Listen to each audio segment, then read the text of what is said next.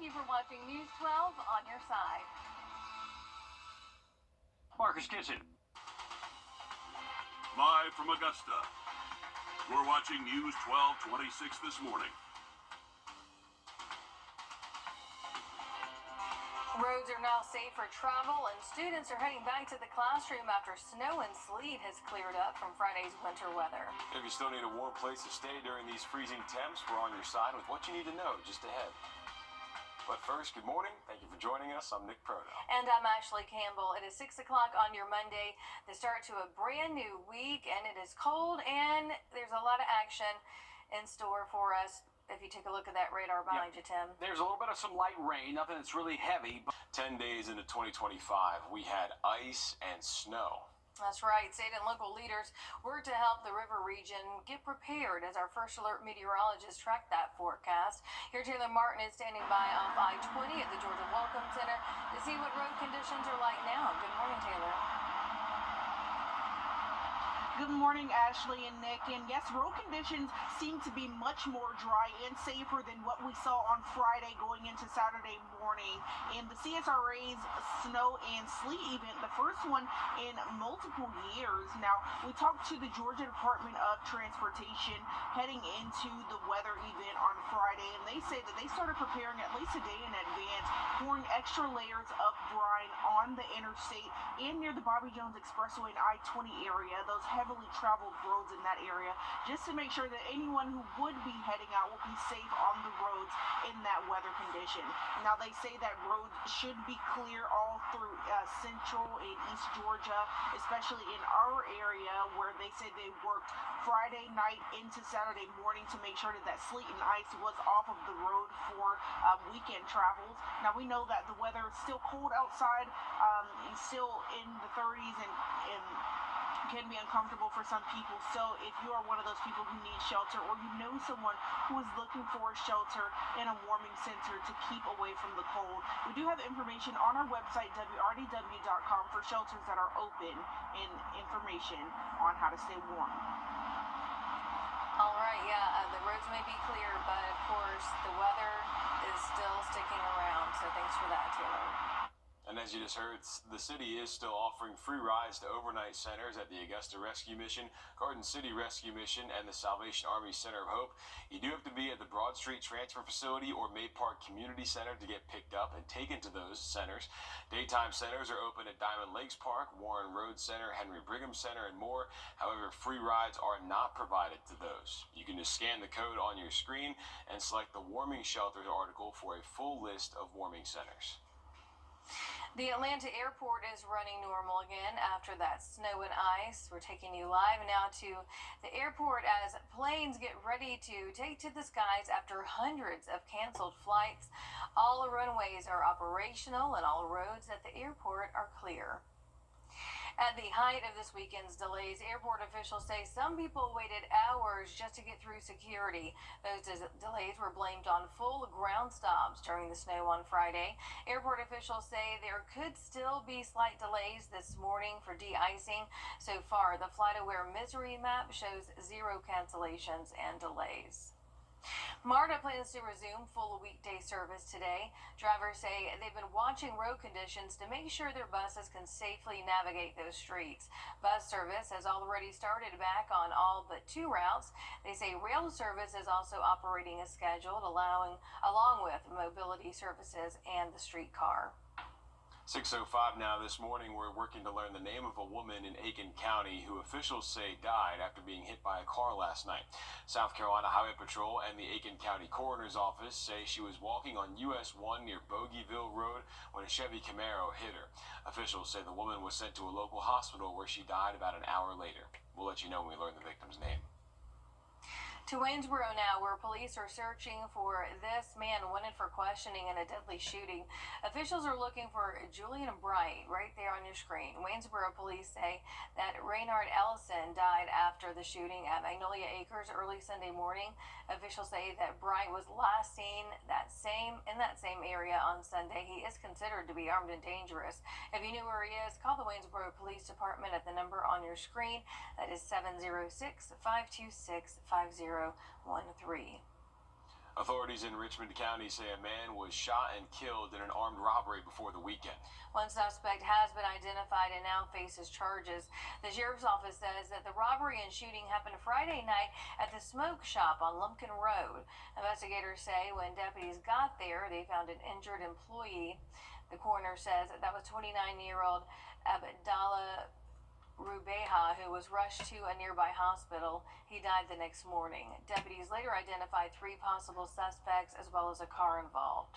Officials say the car was registered in Burke County. This led investigators to contact the sheriff's office there. Burke County deputies say they tried to stop the suspected car that same night. That turned into them chasing the car down the road, then chasing at least one of the suspects. Deputies say they found a handgun they believe was used during that robbery. They also arrested 22-year-old Terrence Walker. He's charged with felony aggravated assault, armed robbery, and more in Richmond County. Walker faces additional charges in Burke County. The Burke County Sheriff's Office says another person was in that suspected car and is believed to be connected to the Augusta robbery. They have not been identified at this time. There's also no word if they or a possible third suspect have been caught. Of course, we're going to keep you updated as we work to learn more about this case. Today, Appalachia High School is holding a virtual learning day for students as crews install the new weapons detection system. The announcement comes after officials say a student brought a gun to the school last week. Parents and students have been calling for more security measures for the Barrow County School District since 2 students and 2 teachers were killed and multiple others were injured in a mass shooting at the school 4 months ago. I feel that this has alleviated a lot of pressure from a lot of the students and the teachers. It's long overdue, honestly. In my mind, should have been step 1 from the beginning. Since September, this should have been already in place, realistically. Students are expected to return to the classroom tomorrow. The school district is asking them to arrive 15 minutes early to walk through the weapons detection system. School security will be a top priority in the 40-day Georgia legislative session, which begins today. 2 possible changes to try and boost school security in Georgia include investing in mental health programs and technology improvements like weapon detection systems. Abby Kasoris gives us a preview. You'll see some new faces after last year's election and new leadership for House Democrats. This is the start of the biennial session with nearly a $16 billion state surplus. Leaders from both parties say that they have a clear list on what they want to accomplish. Republican Speaker of the House John Burns believes in a conservative approach to spending and another year of income tax rebates. We're going to work with a direction, and we're going to work tirelessly. Democrats elected a new minority leader. We spoke with Carolyn Hughley, fresh off her election win. We got to work on economic security for our people all across our state, and of course, we always stand firm on education opportunity for our students. Healthcare, the economy, education. Both leaders mentioned these issues are top of mind. Each party's proposals will look different. Democrats want a full expansion of Medicaid, while Burns' counterpart in the Senate, Lieutenant Governor Burt Jones, says he's open to the discussion. Burns says nothing is off the table. What our objective is, increase health care to all Georgians, no matter what part of the state that you live in. Burns says they'll invest in school safety, suggesting money from the state's surplus could fund technology upgrades. But he draws the line at mandatory safe storage laws, supported by many Democrats. Republicans still have a clear majority in both the House and the Senate, meaning they're more likely to accomplish their goals. But we do expect there are issues that Democrats and Republicans could break from their own party, like the expansion of Medicaid, changes to the state's school voucher program, and restrictions for transgender athletes. In Atlanta, I'm Abby Kasoris. The South Carolina legislative session begins tomorrow, and we are keeping an eye on what comes out of both 2 state sessions. Richmond County deputies receiving promotions and recognition near The South Carolina legislative session begins tomorrow, and we are keeping an eye on what comes out. Richmond County deputies receiving promotions and recognition nearly 2 weeks after a new sheriff, Eugene Brantley, and roughly 100 new deputies swore into office. Brantley explains how the new positions, appointments, and people in the sheriff's office will benefit the community. For the most part, anytime you are suffering from shortage of staff, like we've been, and so many other agencies in the state of Georgia and around the country, I think it's a boost in our arm to be able to onboard 100 people to help get things done that we need to help slow down crime and things that are plaguing our community. Brantley says it was the first step to making the community safer. He says he's been working on improving the jail as well.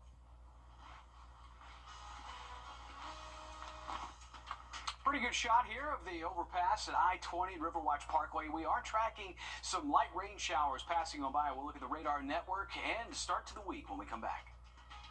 And as we head to break, giving you a live look here in Grovetown at 6:11. 5. Many Americans are experiencing tipping fatigue, and Kohl's is closing stores. Jane King with those stories and more in this morning's business report. Good morning, Jane. Good morning. Kohl announced it is closing 27 stores and one California e-commerce fulfillment center over the next 4 months. The CEO says the closures will affect underperforming locations in 15 states, with 10 closures in California alone. The department store chain is hoping to avoid the fate of some of its rivals, like Sears and JCPenney, both of which ended up in bankruptcy. Well, after a post-pandemic surge in demand in 2021 and 22, natural diamond prices are down about 8% compared with the first quarter of 2020, where lab-grown diamond prices are down 75%. That's according to a diamond industry analyst who spoke to the Wall Street Journal. Lab-grown diamond prices are declining because the cost of making them keeps coming down, but weak demand for declining natural diamond prices, and that's leading U.S. diamond buyers to purchase bigger stones. Well, stocks plummeted on Friday. A better-than-expected jobs report caused some investors to worry that the Federal Reserve may not cut interest rates at all this year. The Dow down almost 700 points. The Nasdaq fell 317. Americans are tipping less than they have in years. Wall Street Journal says frustration with rising menu prices and tip prompts seemingly everywhere have led to a 6-year low. And many Americans say holiday decorations can and should stay up all year round. Rather than the 12 days of Christmas or taking the decorations down in early January, the results suggest people are happy to embrace the festive spirit a little longer. The survey by Talker Research says January 16th was voted as the most popular day for the decorations to end. From the New York Stock Exchange, I'm Jane King with your morning business report. All right, thank you, Jane. Here, we're looking at January 19th. Swan Lake will be performed at the Miller Theater if you want to check that out. Or other events on the community calendar you can look at. Getting very close here to the top of the hour. We've got a chilly day with some early morning scattered rain showers. Rain chances diminish after today until the upcoming weekend. I really have a lot coming our way.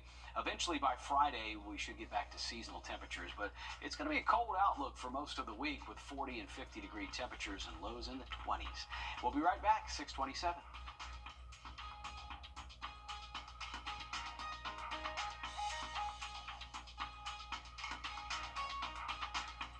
In schools across the live from Augusta, we're watching News 1226 this morning. Warming centers are open for those seeking shelter from the winter weather, as freezing temps stick around days after snow and sleet. We're on your side with where you can keep warm coming up. But first, good morning. Thank you for joining us. I'm Nick Proto. And I'm Ashley Campbell. It is 6:30 on your Monday. Sending it over to Tim, and we got some rain in the forecast. Yeah, it was a pretty sight last week for a few hours, and then, of course, went away, melted throughout back into that Tuesday and midweek forecast. Get into that in just a little bit. 6:31. Roadways are back to normal this morning, and students are returning to school after Friday's wintry mix caused snow and sleet to stick for most of the day Friday. Yeah, you're taking a look at some of the photos viewers across Augusta sent us, embracing that winter weather. It's been years since we've seen snow and sleet like this. Your Taylor Martin joins us live at the Georgia Welcome Center with a look at travel conditions now. Taylor. Yeah, this morning roads are dry and much more clear than what they were on Friday, heading into Saturday as we saw the CSRA's first snow and sleet event in years now. We spoke to the Georgia Department of Transportation heading into that weather event. They said they started preparing at least a day in advance, pouring extra layers of brine on heavily traveled roads like Bobby Jones Expressway and interstates like I-20 and other heavily traveled roads. Now, leading into Saturday morning, They say they worked into the night to make sure that any slush or sleet that was left over was cleared from the roads so that conditions were safe to drive on this weekend if you needed to head out. Now, we know the weather is still cold outside, especially for those who are seeking shelter. And if you are one of those seeking shelter or you know someone who is, we do have information on our website, wrdw.com, for where you can go and any other resources available. Okay, the snow and sleet may be gone, but the cold temps is sticking around. Taylor Martin live there at the Georgia Welcome Center this morning. Thanks, Taylor. And like she just mentioned, the city is still offering free rides to overnight centers at Augusta Rescue Mission, Garden City Rescue Mission, and the Salvation Army Center of Hope. Now, you do have to be stationed at Broad Street Transfer Facility or May Park Community Center to get picked up and taken to those shelters. Daytime centers are open at Diamond Lakes Park, Warren Road Community Center, Henry Brigham Center. However, free rides are not provided to those. You can just scan the code on your screen and select the warming shelters article for a full list of warming shelters on our website. 6:33 now. A man is in jail this morning facing multiple charges after a deadly armed robbery in Augusta. He's on your screen now. That's 22-year-old Terrence Walker facing multiple charges in the shooting death of 29-year-old Abdallah Rebeha. The Richmond County Sheriff's Office says the shooting happened right here behind me, Lumpkin Road, a smoke shop there on Friday. Richmond County deputies say they found Rebeha, a worker there, shot at least once. The coroner's office says he was taken to a local hospital where he died the next morning. Burke County investigators say deputies caught Walker after a car and foot chase in Waynesboro Friday night after that shooting. Deputies say they tried to conduct a traffic stop at Savannah Avenue when Walker took off. He now faces felony aggravated assault, armed robbery, and more. Burke County deputies say another person was in the car with Walker and is believed to have a connection to the armed robbery. Officials say they also found a gun believed to have been used during the robbery. An autopsy has been scheduled for that worker. This morning, we're working to learn the cause as well as any injuries or deaths in an Aiken house fire last night. This was the scene on Kellogg Drive as multiple law enforcement vehicles and fire crews were working that fire. The Aiken Department of Public Safety says crews rushed to the scene around 7:40 last night. Fire crews say they didn't leave the home on Kellogg Drive until nearly 7 hours later. Dispatch tells us that they can't confirm any injuries at the moment, but no other homes caught fire. The Aiken County Sheriff's Office and Aiken Department of Public Safety are investigating. Of course, we'll keep you updated as we work to learn more. 2 murder suspects are in jail this morning after an Augusta shooting. 20-year-old Trayvon Cummings and 19-year-old Damian Key are right there on your screen. Richmond County deputies say they turned themselves in on Friday, 3 days after that deadly shooting on Walker Street. Officials say 29-year-old Katori McBride was shot at least once and died at a hospital.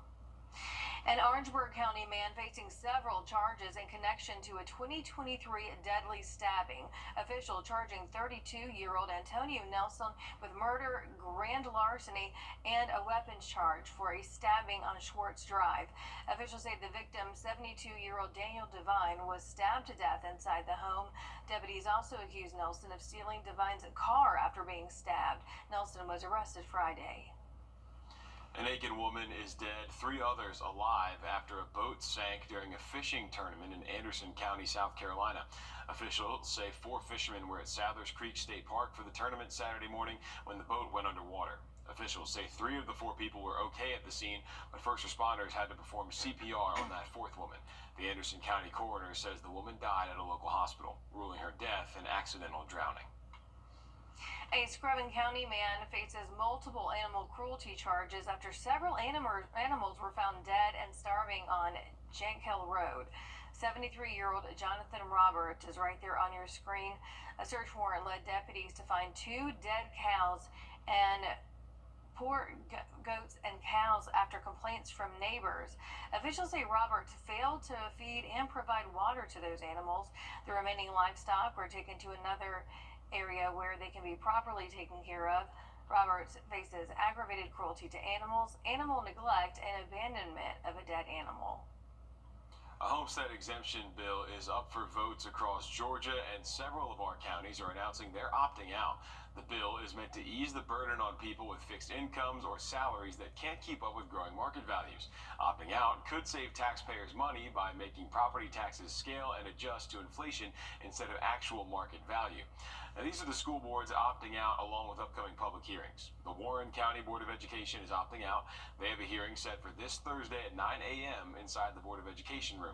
Columbia County Board of Commissioners also opting out. They have a hearing scheduled for next Tuesday, the 21st at 6 p.m. at the Evans Government Center auditorium. And Wilkes County Board of Education also opting out. Their hearing is scheduled for next Tuesday, also next Tuesday as well at 3:15 at the Board of Education. Radar's pretty active this morning. We're tracking morning rain showers with temperatures that are on the cold side in the mid to upper 30s. A much drier outlook as we move towards the middle of the week, but we're going to keep it below average too with highs and lows. We'll be back in a moment. And as we head to break, giving you a live look here over Beach Island at 6:38. Take a look in your crawl space.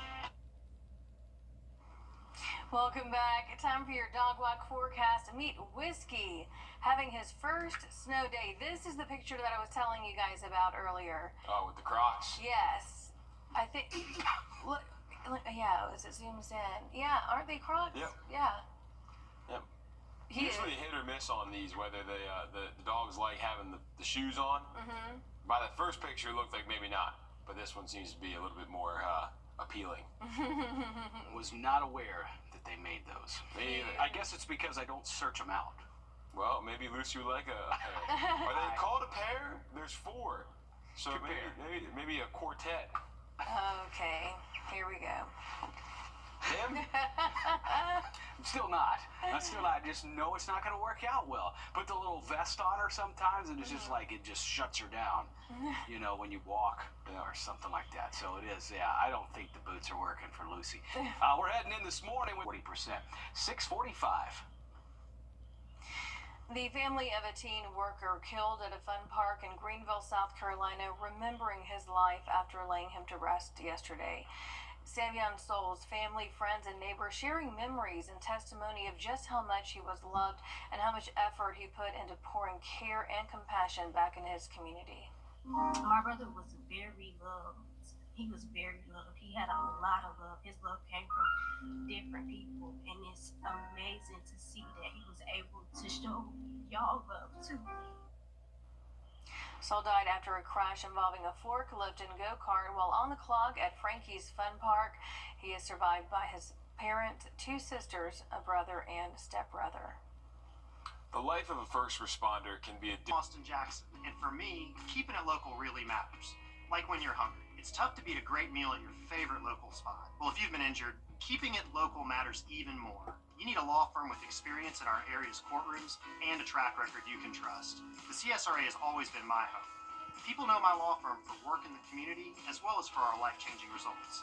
That's local experience you can count on. If you've been injured, call Austin Jackson, the Augusta guy, 706-724-7224. Dave's been very excited about saving